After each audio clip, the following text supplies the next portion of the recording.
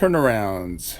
I started thinking about character sheets, model sheets, whatever you want to call them. They seem so tedious, but I think that's just the mindset. I think it's better to think about it like a cheat sheet. It's really hard to draw the same character over and over again from scratch. So if you can overlay some form underneath a layer that you already have in the previous that you already drew, it might help you to keep consistency like Scott Kurtz does on his PvP strip. I started with the front view, then I used the rectangle selection tool to fill in a long horizontal line to match up the joints and facial features. And then it's like jazz, you just have to go for it and clean it up. And if it's terrible, just start over again. It could take up to 10 tries to get a good drawing, so keep at it. Don't get frustrated. I've done a few character sheets and they're kind of fun.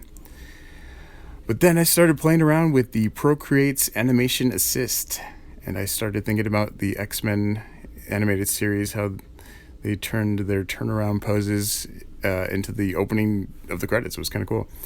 And there's been a bunch of other videos on YouTube that talk about doing the turnaround and how you can keep on adding tweens until it's really smooth. There's a bunch of cool videos.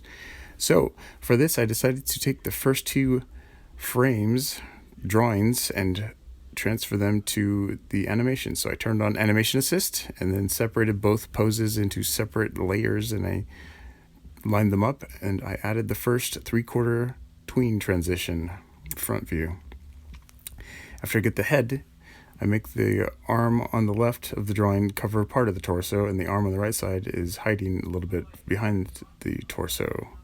Then I add the legs, trying to draw the lines moving closer to the profile drawings. It's kind of hard to explain. You have to just go with it.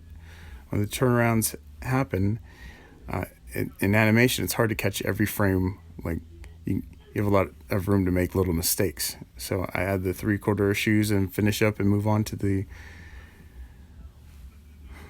After this frame, I went to the 3/4 back. I try to start with the ear and head and try to get that weird part of the angle where the cheekbone and lower cheek kind of covers the nose and mouth.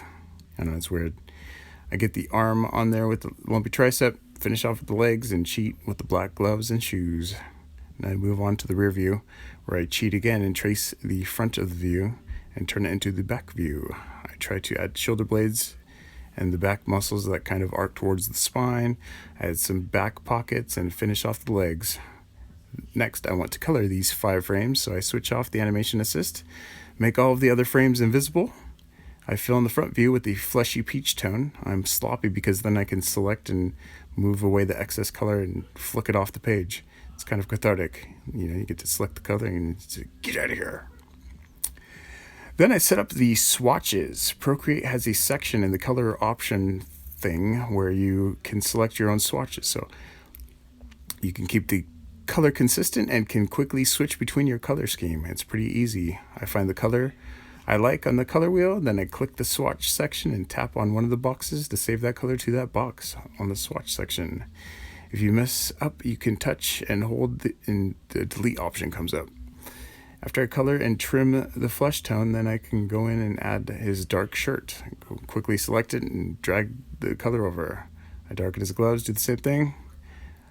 Give him his light pants and make one of his eyes, or make his only eye white. It's the easy part because the flesh tone covered the whole body, so I can just quickly select and drag color from the swatches. After I'm done, I merge down the ink to the color and repeat the process for all 5 frames. When I'm done with that, I cheat some more by duplicating the 3/4 frames and profile frame. Then I drag them to the end of the timeline and mirror them. Then I had to go in and touch up the eyes. I had to remove his eye on the left and put it on the right side. After I do that, I have a cool little turnaround, and it's a good habit to get into. It's funny how we love to draw, but this could kind of feel like homework at times, but it's really making your job easier in the future because now you did the work. You can have reference for drawing comics, and it's good practice for keyframing and tweening. So don't let the imperfections hold you guys back. It's like experimental art or jazz. The fun is throwing those strokes in and then turning the OCD brain on to clean up the mess. Don't give up. Drawing is fun, and it's like being able to play God to a degree. It's so powerful to be able to take something from your head and giving it life on the page. It's awesome. Never give up.